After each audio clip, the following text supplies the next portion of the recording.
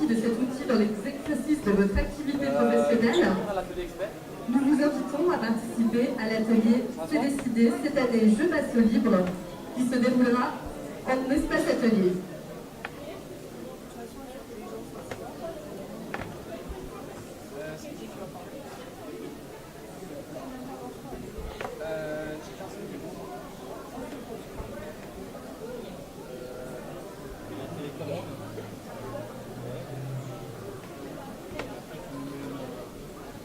L'atelier expert C'est décidé cette année Je passe au libre va débuter en espace atelier. Acteurs de l'ESS, venez découvrir ce qu'est le logiciel libre.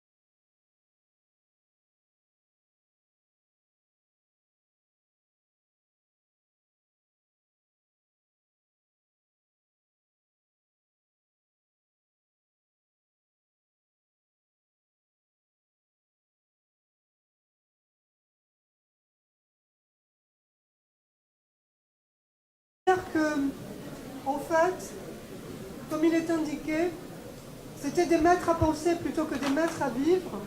Quand j'ai rencontré Mon Peu Libre en 2013, j'étais exclusivement sur des logiciels privateurs. Aujourd'hui, je suis passée sur mon ordinateur en 5 ans intégralement à du logiciel libre. je suis une petite utilisatrice. Mes besoins correspondent aux besoins de beaucoup de personnes et c'est pourquoi il nous a paru intéressant dans le cadre de cet atelier, de faire un retour d'expérience, un témoignage à deux voix, c'est-à-dire que chef d'une TPE, j'ai pu passer au logiciel libre grâce à Montpellier Libre et c'est Pascal qui m'a le plus accompagnée. Néanmoins, ce travail a été effectué avec l'ensemble de l'équipe de Montpellier Libre. C'est un travail collectif et c'est grâce à l'ensemble de cette équipe et des personnes aussi qui sont venues vers nous à certains moments, qui ont été dans l'échange et le partage avec nous. C'est grâce à tout le monde que cette présentation a pu exister. Donc Montpellier Libre, qu'est-ce que c'est? C'est une association de loi 1901. Et donc nous faisons la promotion du logiciel libre, de la culture libre et des biens communs, initialement sur Montpellier, mais un peu plus tard sur la région Languedoc-Roussillon, aujourd'hui sur l'Occitanie et une partie de PACA. On s'étend aussi sur... donc on a des projets sur l'Afrique, notamment Dakar au Sénégal et puis Abidjan en Côte d'Ivoire. Donc voilà un peu l'historique vite fait de l'association Montpellier Libre.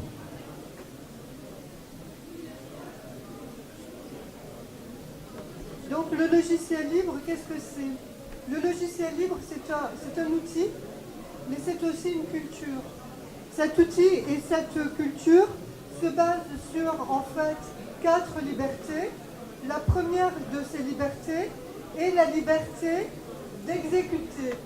Exécuter, ça signifie d'abord accéder au code source. Et pour accéder à ce code source, pour voir comment le logiciel est écrit, en fait, il faut une accessibilité globale. L'accessibilité est d'abord technique. Ça veut dire que je vois réellement comment est écrit un logiciel libre.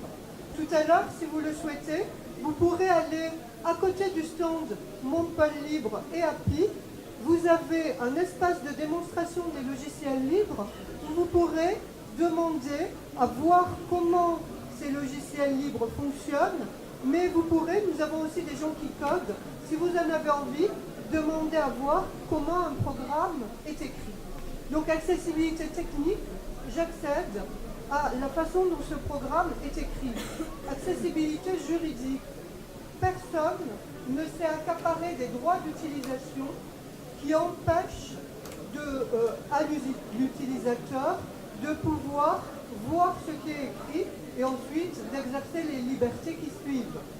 Il y a en fait dans le monde du logiciel libre des licences d'utilisation qui sont particulières et donc c'est un droit particulier qui est né avec ce logiciel. Accessibilité économique. Le logiciel libre n'est pas obligatoirement gratuit, mais 99% des logiciels libres le sont parce qu'on veut être accessible à tout le monde. Et être accessible à tout le monde, ça veut dire notamment aux personnes qui n'ont pas d'argent. Ça veut dire aussi accessible aux différentes personnes qui vont avoir d'autres types de difficultés. Et par exemple, accessible aux personnes qui vont être les oubliés du numérique. Je pense notamment aux personnes qui sont handicapées, malvoyants, qui ont des difficultés auditives. Il y a beaucoup de logiciels libres qui travaillent sur ce point. Donc, accessibilité juridique, économique, technique, humaine, c'est la liberté d'exécuter qui amène à cette accessibilité. Une fois qu'on a exécuté le programme, c'est-à-dire une fois qu'on a vu le logiciel libre, on va pouvoir l'étudier. Une fois qu'on l'a étudié, on va pouvoir soit le redistribuer tout de suite, mais c'est dommage, soit l'améliorer, c'est-à-dire travailler dessus, construire au-dessus de ce que le logiciel libre a fait, coder en plus, et ensuite on le restitue à la communauté. Il n'est pas obligatoire de coder le logiciel libre. On peut très bien être un utilisateur de logiciels libres sans coder. Jusqu'à présent, j'étais simple utilisatrice de logiciels libres. Aujourd'hui, j'anime dans mon pôle libre notamment la communauté Wikipédia pour arriver à écrire un article sur Wikipédia. Jusqu'à présent, je suis passée exclusivement par le traitement de texte. Aujourd'hui, j'ai besoin d'apprendre à minima à coder pour pouvoir être plus performante et aider les gens dans les habilitations que l'on crée ou lors de nos wikis permanentes. Donc il n'est pas obligé d'améliorer le logiciel, on peut être simplement utilisateur, mais quand on l'a amélioré, on est obligé par contre de le redistribuer. Alors, le logiciel libre, pour être un peu bref et complémentaire par rapport au logiciel privateur ou alors au logiciel open source. Donc, le logiciel privateur de liberté, qu'est-ce que c'est? Eh ben, en fait, on vous prive de certaines libertés. Là, vous avez quand même 4 libertés, de pouvoir voir le code, de l'améliorer et de le redistribuer. Ça, c'est un logiciel libre, hein. C'est-à-dire qu'il ne suffit pas simplement de l'utiliser, il faut aussi, à un moment donné, apporter quelque chose, parce qu'en contrepartie de cette liberté, de cette accessibilité au code source et de la gratuité, très souvent, votre contribution à tout ça, à ce logiciel libre, c'est pouvoir l'améliorer et le redistribuer, évidemment. Ce que ne présente pas le logiciel open source, qui souvent est confondu avec le logiciel libre. Le logiciel open source, c'est vous avez les sources, mais finalement, vous ne pouvez rien en faire. Donc c'est bien de voir comment ça fonctionne, mais l'avantage du logiciel libre, c'est en fait c'est un logiciel open source plus l'éthique. C'est ça, c'est le côté éthique. C'est pour ça que le logiciel libre a toute sa place ici dans le salon Commons avec l'économie sociale et solidaire. C'est ce côté éthique que n'a pas le logiciel open source, et encore moins évidemment le logiciel privateur. Alors en fait, pourquoi est-ce que j'ai entrepris cette démarche d'aller vers le logiciel libre? Je ne vous cacherai pas qu'au départ, ce qui m'a motivé, c'est que le logiciel, parce que je ne connaissais pas bien le logiciel libre, c'est que le logiciel libre est gratuit. Et pour moi donc, c'était une réponse aux besoins des toutes petites entreprises et des associations, particulièrement en Europe, mais surtout en Afrique. Et comme je travaille beaucoup aussi avec l'Afrique, j'ai voulu l'étudier. Mais très rapidement, ce qui m'a séduit, c'était bien d'autres choses que la gratuité. Et la gratuité est passée au second plan, et même peut-être au dernier. En fait, le fait que le logiciel libre soit sécurisé m'a plu. Ce qui permet de sécuriser le logiciel libre, c'est tout simplement ces 4 libertés de départ. Si je suis en mesure d'assurer ma liberté et surtout d'assurer celle de l'utilisateur, alors je ne lui pomperai pas ses données, par exemple. C'est une éthique, c'est sous-entendu. Je ne le ferai pas parce que si je le fais, je le prive de ses droits d'utilisation. Et à ces conditions-là, je ne peux pas respecter les 4 libertés. Donc toute la sécurité informatique se base sur le logiciel libre parce qu'en fait, le logiciel libre est sécurisé et en fait, techniquement, le fait d'avoir des structures plates à 1 degré, c'est-à-dire des tas d'individus ou pour certaines fois, des tas d'informations pour d'autres, des fois des tas d'hébergements ou de serveurs qui vont être en fait alliés pour faire une même chose, fait qu'il est difficile de violer ce que l'on fait. Si je veux par exemple avoir accès à une information, si elle est sur un seul ordinateur, alors je peux facilement le hacker, le pirater. Par contre, si elle est sur 1 million d'ordinateurs, j'aurai plus de difficultés. Et c'est comme ça que les logiciels sont en fait pensés pour assurer les 4 libertés. Et surtout, ce qui m'a plu dans le logiciel libre, c'est que quand on décide d'utiliser le logiciel libre, alors on prend en main son autonomie, c'est-à-dire que son autonomie numérique. En fait, ce qu'on fait, on monte en compétence petit à petit par rapport à ses besoins. Et c'est très agréable de le faire en plus parce que les groupes d'utilisateurs de logiciels libres, comme Montpellibre, sont les endroits, les agoras, où on discute de différentes manières de la façon dont on peut utiliser les logiciels libres. Et on voit des développeurs qui sont top. Si vous allez sur l'espace de démonstration, vous rencontrerez des développeurs qui sont parmi les principaux, par exemple, de LaTeX, de LibreOffice et de Moodle.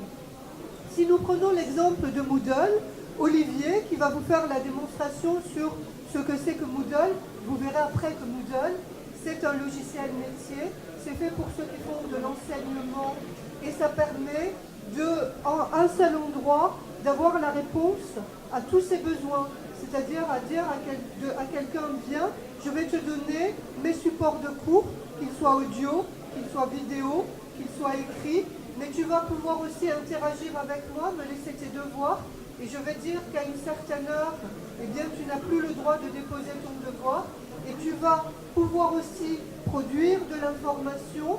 Il va y avoir une communauté qui va pouvoir travailler sur l'enseignement que je donne, et en plus de ça, il va y avoir un répertoire qui nous permettra de définir collectivement un certain nombre de notions. Eh bien, si par exemple vous allez voir comment fonctionne Moodle, Olivier, pour une académie, a ouvert 8000 comptes Moodle et développé 8000 fois des choses sur Moodle. Donc dans les GUL, vous trouverez des gens qui sont très pointus, mais vous trouverez aussi des gens qui sont des utilisateurs qui commencent, des utilisateurs avertis, et vous trouverez tous les métiers. C'est-à-dire que vous trouverez des gens qui sont en fait des développeurs, mais vous trouverez aussi des gens qui, comme moi, ne sont pas dans le développement. Moi, je suis juriste et manager.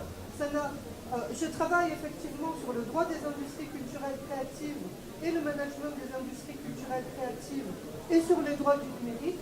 Mais là encore, je ne suis pas développeuse.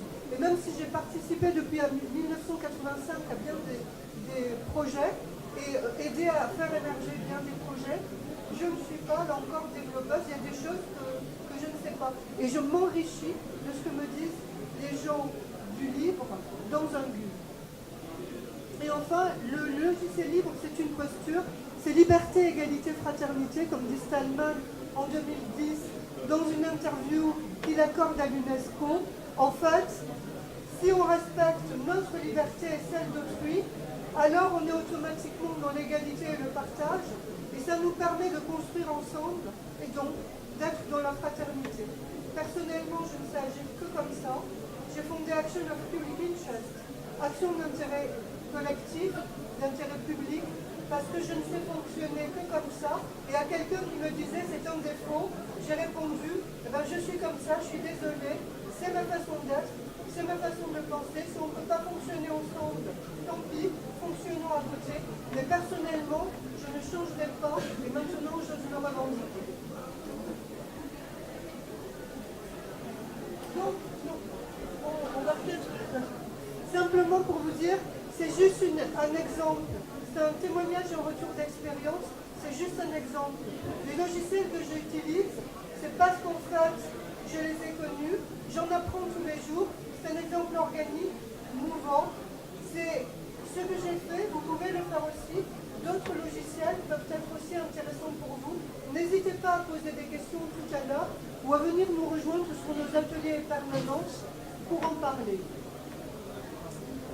Donc, comment est-ce qu'on passe au livre? Tout seul, on utilise du logiciel libre sans le savoir. On est, selon le gouvernement français, 75% d'utilisateurs quotidiens du logiciel libre, mais tout le monde ne sait pas ce qu'est un logiciel libre et ne sait pas la culture qui va avec. Et pour ça, pour moi, pour passer vers le logiciel libre, on doit se faire accompagner vers cette migration. Framasoft, qui est une des communautés les plus importantes du livre, dit que, en fait, les GUL font le service après-vente du logiciel libre. Il n'y a pas de service après-vente dans le logiciel libre. C'est nous tous qui le faisons ensemble, en partageant nos connaissances sur Internet, sur des listes de diffusion, mais aussi et beaucoup en présentiel, lors, lors de permanences, lors d'ateliers ou lors d'événements comme aujourd'hui. Donc, on va peut-être simplement, pour vous dire, c'est juste un exemple, c'est un témoignage et un retour d'expérience. C'est un exemple L'installation et la prise en main peut se faire par des associations ou des sociétés. Vous en verrez quelques-unes sur le village du numérique. Et pour les améliorations, eh bien, les associations et les entreprises travaillent avec les communautés du livre.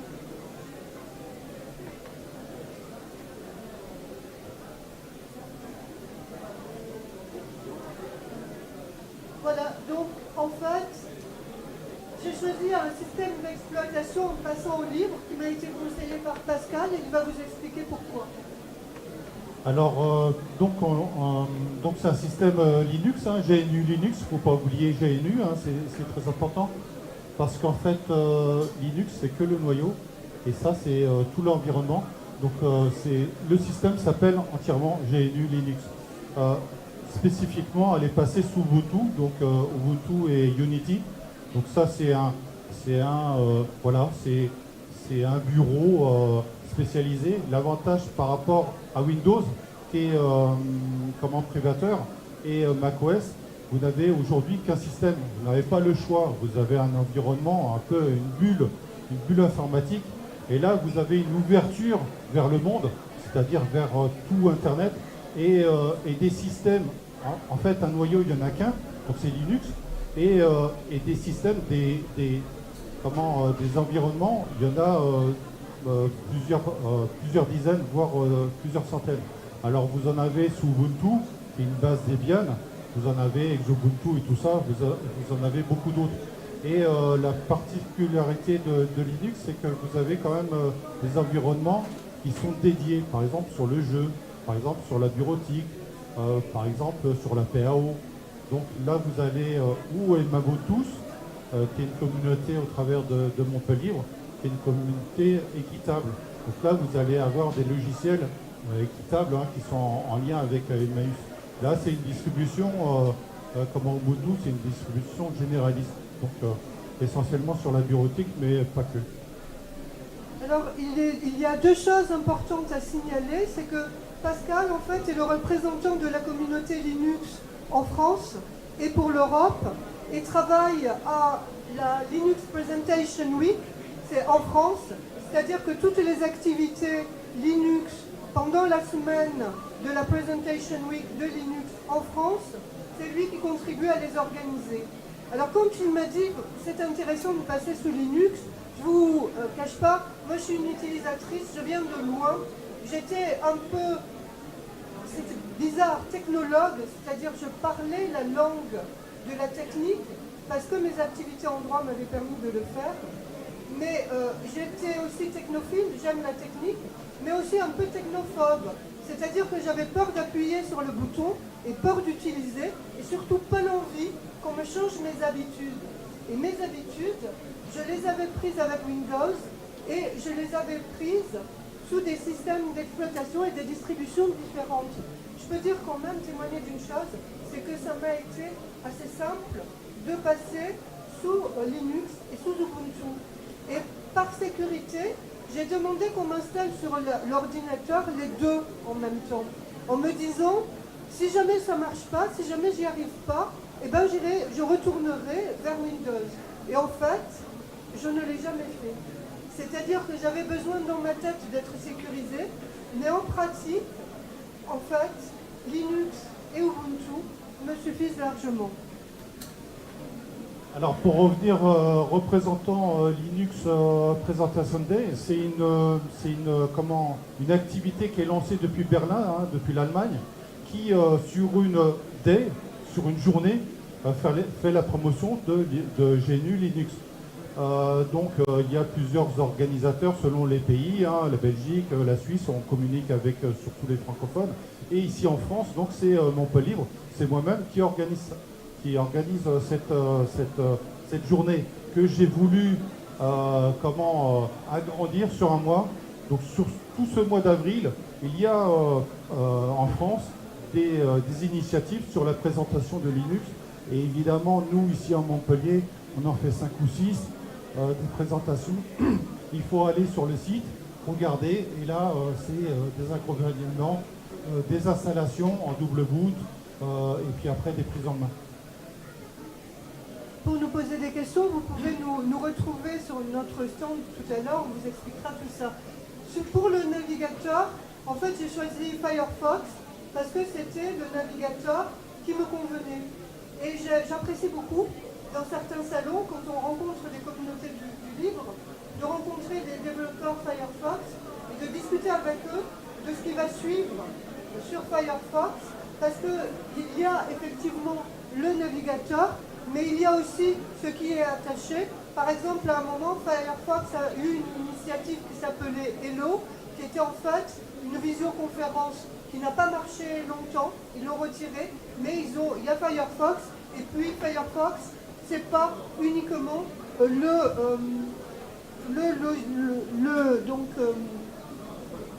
Firefox, c'est pas uniquement le navigateur. Donc le moteur de recherche, alors là j'ai un petit conflit. Le moteur de recherche libre, c'est Quant. Et il est intéressant parce que c'est un moteur de recherche éthique, libre, et en plus il y a l'aspect Quant Junior qui travaille pour les enfants. C'est donc celui qu'on conseille souvent. Mais je dois dire que je suis passée de Quant à Lilo. Lilo n'est pas libre, il est éthique. En fait, c'est une régie publicitaire qui fait un filtre à Google, c'est-à-dire on empêche Google d'accéder à nos données, on fait la recherche par Google, il y a des publicités qui viennent, et ces publicités, 50% de ces publicités vont être reversées à des projets éthiques et solidaires. Alors vous avez dans le cadre de ces projets éthiques et solidaires, un projet que l'on porte avec Montpellier Libre, qui s'appelle le projet Mabuntu, ce qu'on fait avec une communauté, on pourra vous expliquer ce que c'est. Et du coup, chaque fois qu'on a un clic, ce clic se transforme en goutte d'eau, cette goutte d'eau en monnaie, et au bout du compte, on reverse ces monnaies au projet éthique que l'on choisit. Moi j'ai choisi bien sûr le projet Mabuntu, qui abonde 4 différentes associations, et Mabuntu travaille sur une distribution spécialisée, Ubuntu, pour les pays émergents. Et avec Mabuntu, en octobre, on a équipé 120 classes au Togo d'ordinateurs avec des logiciels libres, donné 2500 paires de lunettes et 1,5 tonne de vêtements. Et donc c'est pour ça que je suis sous l'îlot, c'est pour contribuer à cette action des Mabuntu. D'autres actions, bien sûr, sont intéressantes. Allez voir sous l'îlot, vous verrez des choses sympas. Alors, elle a abordé un peu le sujet par rapport à Google. Donc, vous avez des moteurs de recherche qui s'appellent Google, Bing et tout ça, donc qui récupèrent leur modèle économique. On voit aussi aujourd'hui l'affaire Facebook. Leur modèle économique, c'est récupérer vos données, les traiter et ensuite les revendre. Ça ne fonctionne pas sous Coin.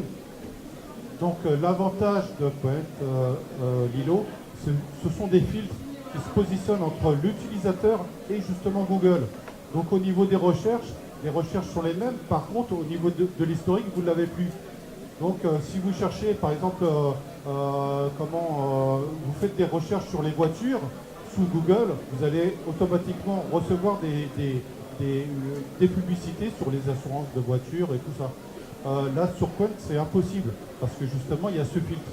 Donc, attention à vos données, c'est pratique d'un côté, mais vous perdez vos données, et après vos données, qu'est-ce qu'on en fait? Vous ne savez pas. Et il y en a qui travaillent là-dessus, c'est leur modèle économique, Google et Facebook.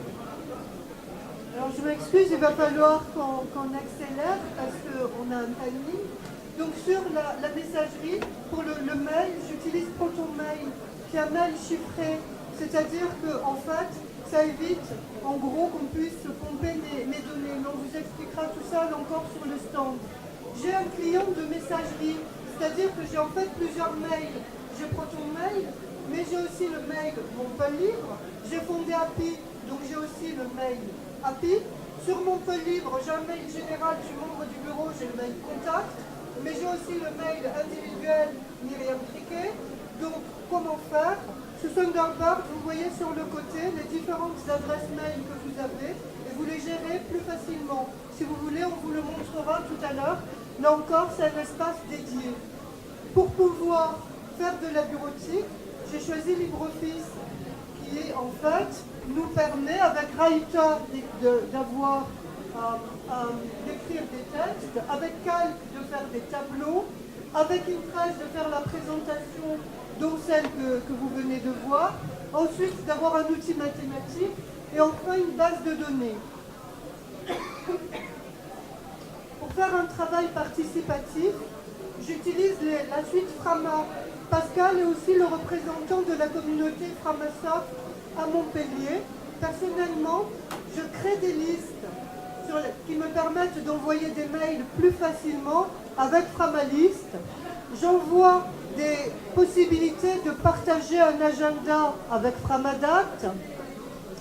Je fais pour le site web, je demande qu'on réponde à des questions sur un Framaform et ma Framabox, c'est l'endroit où je dépose des documents que d'autres peuvent aller les chercher quand je donne un lien. Et en fait, tout ça me permet de travailler collectivement plus facilement. Et bientôt, je vais créer un wiki, parce que le wiki, c'est un site dynamique, rapide, et le wiki, le FramaPad, nous permet de faire en réunion un résumé, un compte rendu plus rapidement et à plusieurs voix. Mais si on veut structurer nos données et les garder, alors il faut créer des wikis. Et c'est donc des wikis que je vais créer pour pouvoir, par utilisation, être plus efficace et conserver mes données. Alors juste pour l'avantage, je ne vais pas tous les reprendre, mais l'avantage du FramaPad, c'est que vous pouvez faire justement de l'écriture collaborative. Elle l'a mentionné, on a un compte-rendu qui est fait par les participants de la réunion, ça c'est très bien, et en plus en ligne, c'est-à-dire que les gens qui ne sont pas forcément à Montpellier, qui peuvent être ailleurs dans le monde, peuvent participer en direct à cette écriture collaborative. Et ensuite, par le futur, c'est-à-dire la réunion a lieu aujourd'hui, revenir dessus demain, après-demain, selon le temps qu'on a attribué. Donc c'est super, mais là encore, c'est de la donnée brute, c'est pas de la donnée structurée. Pour structurer, il faut passer à des wikis. C'est comme Wikipédia. Wikipédia est un exemple de wiki. Wikipédia, c'est une encyclopédie sur du wiki. Donc, après le travail participatif, je me suis posé la question du travail à distance. Je vous l'ai dit, je travaille avec des équipes qui sont situées en France et à l'étranger. Et donc pour ça, Framatalk ou Jitsi me permettent de faire des visioconférences. Je me suis posé aussi la question de participer à un réseau social. Et en fait, j'utilise Framasphère et Framapiaf. Ami est une question que je me pose. Vous pouvez retrouver Ami sur le stand, sur son stand dans le village du numérique. Ami, c'est un réseau social qui a été fait dans le Gard, au départ pour des personnes qui travaillaient dans la santé et pour les personnes âgées. Il me semble qu'Ami respecte des critères éthiques et donc on va discuter pour voir si effectivement je me mets sur Ami ou pas. Pour créer mon logo, j'ai travaillé avec GIMP et Inkscape. On a un groupe PAO très fort qui permet de monter à Montpellier Libre, qui permet de monter en compétence sur ces logiciels. Et pour mon logo, j'ai fait la moitié du logo. C'est-à-dire que, en fait, le graphiste qui m'a aidé ne m'a aidé que pour créer la petite abeille qui me permet, qui est sur le côté. Le reste, c'est les polices de caractère et les couleurs, etc. C'est moi qui les fais et c'est moi qui le mets en place et le mets en page sur tous les documents que j'utilise. Sur la chaîne éditoriale, pour pouvoir, par exemple, pour venir ici, on a écrit un communiqué de presse, on a écrit des choses sur notre site internet, on a écrit des flyers, etc. Où on fait des documents séparés, où on les fait sur ce qu'on appelle une chaîne éditoriale. On commence par dire, je veux un logo, je veux un texte, je veux que ce texte passe sur tel et tel support, et après tout se met en page directement et plus rapidement. Donc j'ai appris à utiliser Scribus pour ça, et Scribus, ça fait partie de ce que fait le groupe PAO. Pour la compta et pour la relation client, j'utilise Dolibar. Là encore, on a des développeurs parmi les principaux de Dolibar qui sont ici et qui vont pouvoir, si vous le souhaitez, vous montrer comment ce logiciel fonctionne. Vous verrez Tout ce qu'on fait avec des logiciels privateurs, on peut le faire avec Dolibar, qui est gratuit et qui respecte nos libertés. Par rapport à Dolibar, avec la CCI, en partenariat avec la CCI, première quinzaine de juin, on va faire venir les développeurs qui viennent de Valence, les développeurs principaux sur ce logiciel. Donc on va faire un petit déj avec les TPE, les PME. Donc l'idée c'est de présenter Dolibar, qui est un logiciel qui est assez costaud. Hein. Et donc c'est de la gestion d'entreprise. Et là on pourra discuter directement avec les développeurs. Mesdames et messieurs, s'il vous plaît, nous vous invitons à rejoindre l'accueil. Ensuite, pour les CMS, j'ai appris, c'est-à-dire les logiciels qui permettent de mettre de l'information sur Internet, j'ai appris à utiliser WordPress et Drupal, avec cette spécificité que j'entends vraiment vous transmettre. En fait, Drupal est sécurisé, WordPress est une passoire au niveau de la... C'est-à-dire qu'il y a beaucoup d'attaques, c'est le logiciel qui est le plus utilisé, il est victime de beaucoup d'attaques, et donc il n'est pas très sécurisé au niveau des données. Alors comment je fonctionne? WordPress me permet de faire des sites sur des événements où il n'y a pas de données à mettre, mais par contre sur le site que je suis en train de monter pour API, c'est sur Drupal que je le monte, avec la communauté Drupal de Montpellier. J'ai des gens qui m'aident bien sûr parce qu'ils assurent le côté développement. Et en dehors de ça, Drupal comporte en natif Moodle. Ça veut dire que Drupal est pensé pour interagir avec Moodle. Ainsi, pour connecter Drupal et Moodle, il y a besoin d'un quart d'heure de développement. Alors que si je prends WordPress, j'aurais besoin de beaucoup plus de temps. Peut-être une demi-journée, peut-être une journée. En gros, que me permettent de faire ces derniers logiciels, de la communication comme on en a tous besoin. Mais sachez que chaque outil correspond aussi à une fonction et à un besoin. Alors, comme CMS, autre CMS, donc à Montpellier, nous utilisons SPIP, donc c'est un CMS français, donc c'est très pratique pour les accompagnements, les tutos et tout ça, c'est tout en français. Tous les modules complémentaires sont en français aussi, donc c'est très pratique. Et SPIP marche très bien, donc satisfait aux besoins de Montpellier.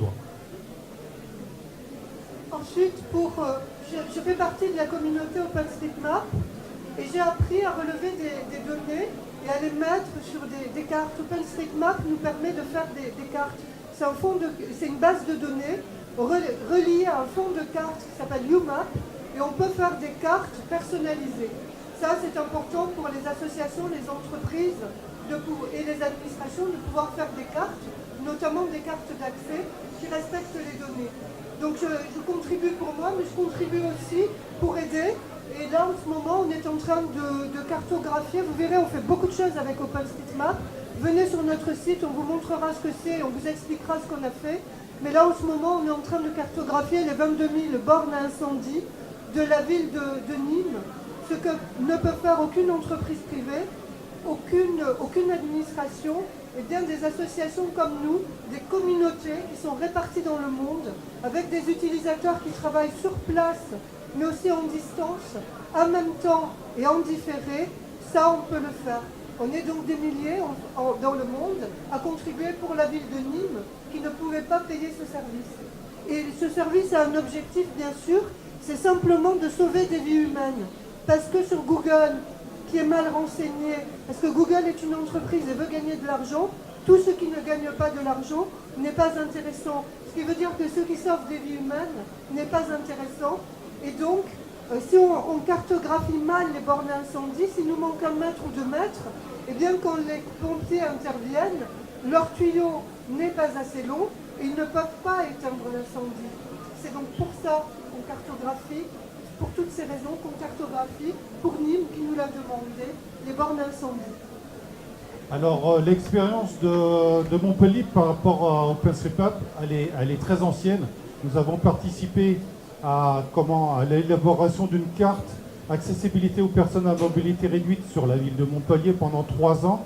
Donc c'est une forte expérience sur tout l'ensemble des quartiers de la ville de Montpellier. Nous avons fait la même chose à Saint-Martin-de-Londres et récemment, enfin l'année dernière, à Jacou.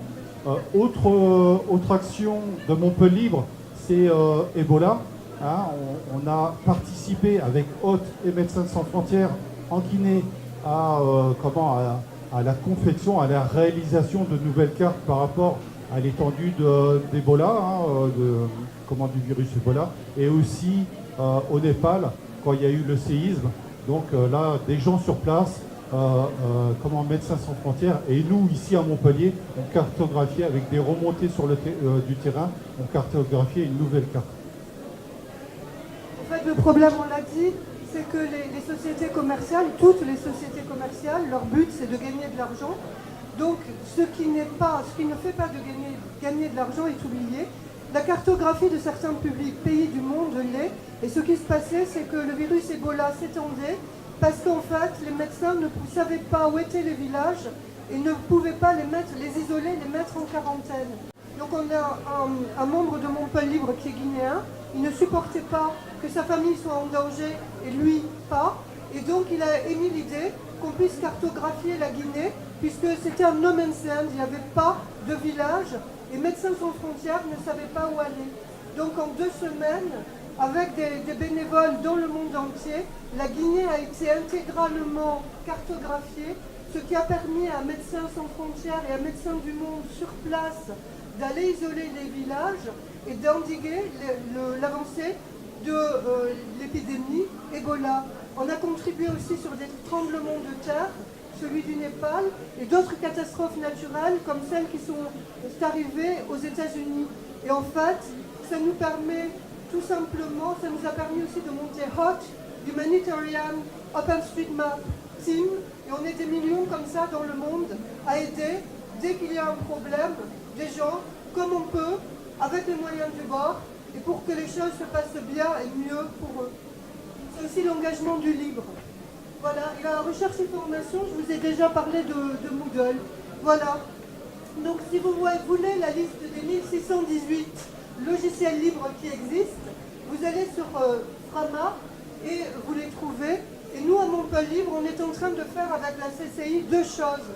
Un annuaire des logiciels libres, pour que les gens puissent savoir quels sont les logiciels libres principaux à utiliser, où les télécharger, à quelle utilisation ils correspondent. Et on fait en face un annuaire, un référentiel des prestataires de services libres qui permet de savoir à qui s'adresser pour pouvoir voir comment faire pour installer ces logiciels, les paramétrer et être formé à la prise en main. Voilà, donc si vous voulez plus d'informations, on est disponible sur le stand. On n'aura malheureusement pas le temps d'échange ici, mais on peut continuer sur nos stands. On est disposé bien sûr à vous écouter, à répondre à vos questions et puis à vous retrouver si vous le souhaitez sur nos événements, nos permanences.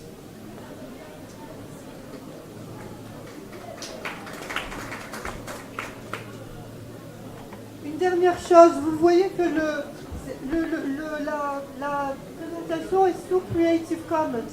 Ça signifie que, en fait, vous avez le droit de l'utiliser à condition de nous citer, de ne pas en faire une utilisation commerciale et de le partager à l'identique. Comme on vous l'a dit, c'est l'état d'un moment, c'est les conclusions auxquelles on est arrivé ensemble aujourd'hui. Il va bien sûr évoluer ce diaporama. Il sera en ligne sur le site de Montpellibre et celui d'API.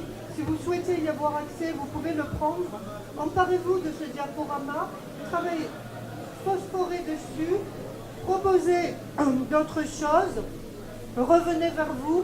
Nous sommes des libristes, nous partageons les connaissances, ça fait aussi partie de ce qui nous bouge.